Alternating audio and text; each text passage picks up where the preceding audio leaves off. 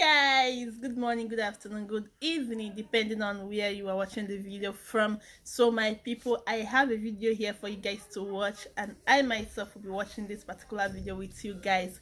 Feel free to let me know what you think about it or the conversation below. We are still on the release of Mazen Nandekaro and the restoration of Biafra.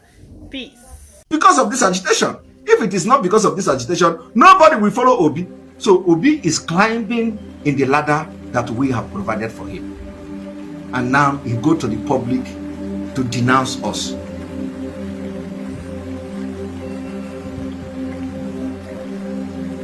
You know,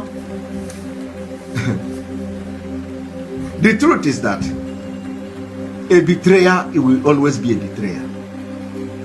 And the Fulanis can never trust him. We don't trust him.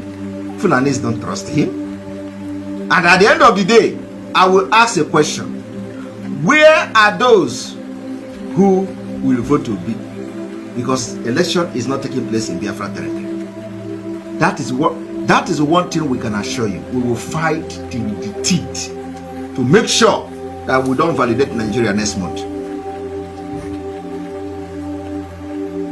And at all cost, Nigeria must disintegrate this year.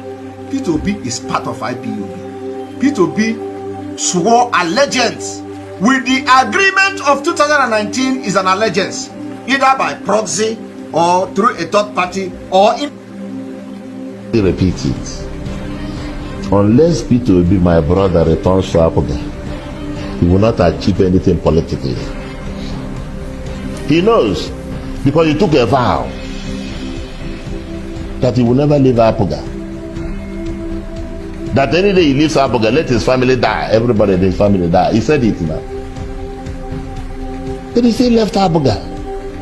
Why did he make such a vow? He left Abuja and joined PDP. He was vice president to Atiku. Now he's going for presidency. It will be a catastrophic exercise. It will not work. I'm the one telling you now. And the reason is because of the vow. Do you know what vow means? Should you are married? Are you married? My relationship status out of the media. No, you should. You're asking me my own. You don't want to answer my relationship status. Are you asking me? I'm married. I say my wedding ring. Are you married? It doesn't really matter. It matters now because if you are married, you must have taken a vow, and you must maintain the vow you took.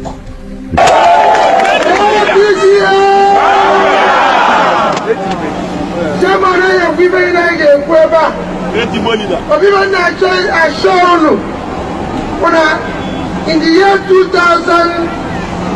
like Chairman said, 2002, I said I will stay on, I will not leave. Get that. I will not leave.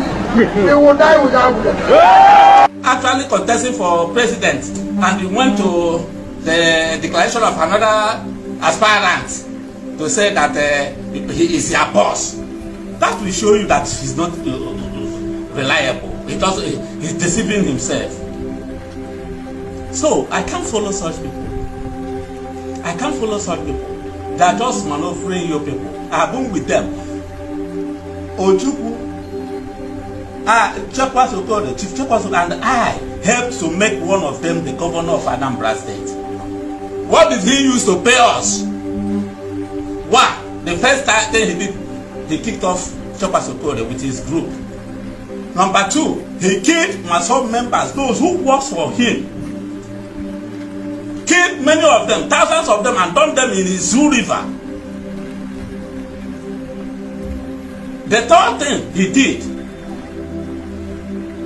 when Ojukwu was sick, when Ojukwu had the very first stroke, this governor refused to bring money. We begged him to bring money to take Ojukwu, as he refused. Ojukwu had the second stroke. We continued pursuing him to persuading him to bring that money. He never did it until the matter got worse. Ojukwu was rushed to UNTH. One was put on a machine, oxygen. He never came. He was nowhere to be found for so many weeks. the situation got worse. The day he came to Enugu University Teaching Hospital, I saw him. He saw I was red. I asked him, come and see the man that made you the governor. He's like lifeless. Yeah. He said he wouldn't go, that he doesn't want to see him. I said, why? He took me aside to the corner. He said, Ralph, you know, for the past 4 days now, I visited this person.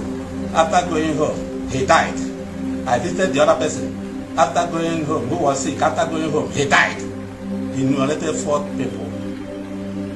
That he was afraid if he visited Ojukwu now, Ojukwu may die if he lives in this hospital. I asked him, what do we do now? Because there is no money. He said, okay, ambulance will come tomorrow. Ambulance will come tomorrow to take him to London. The next day, ambulance came at the Air Force base. When Ojukwu was brought out, he was almost not there. Ojukwu died. Few days in London. If money had been brought out by this fellow at the appropriate time, Ojukwu would have been alive today.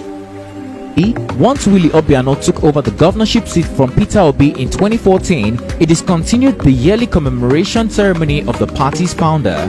This resulted in a massive disaffection between Ojukwu's widow, Bianca, Willie Obiano and his wife, Ebili, who grew popular in no time for slapping people, including the deputy governor.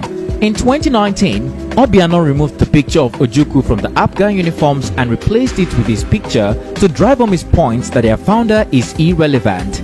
In 2020, Bianca called Obiano a banker who knows nothing about politics. At the time, many party members were decamping to other political parties in the state.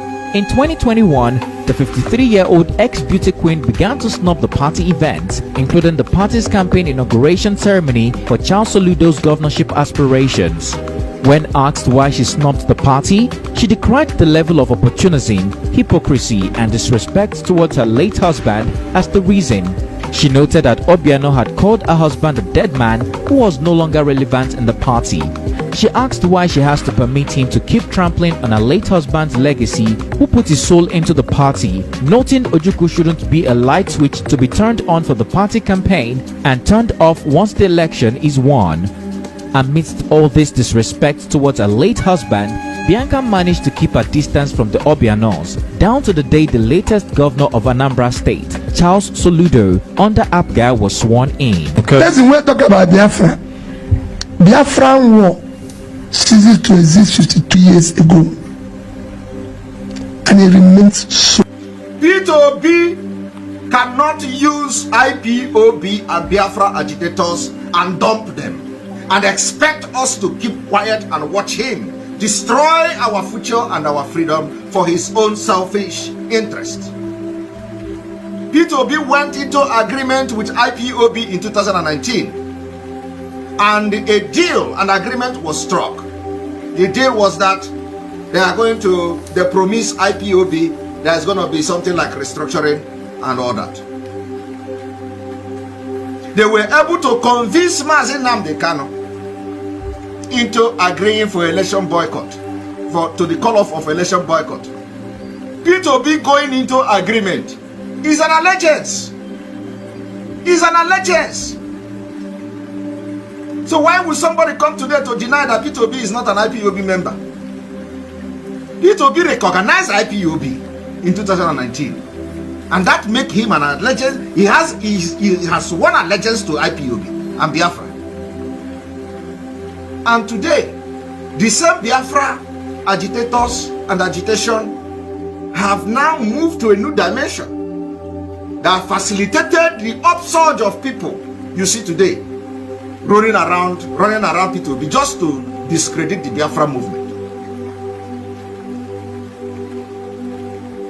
You know, I wait, and more revelation. I'm going to bring more revelation very soon, because you know I waited for him to make comment on Biafra. I've been waiting and waiting and waiting, and he is not making this comment.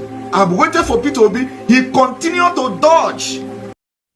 Thank you so much for watching that particular video. Feel free to let me know what you think about it on the comment section below. Like and share the video, and we'll see you again in our next one. Bye.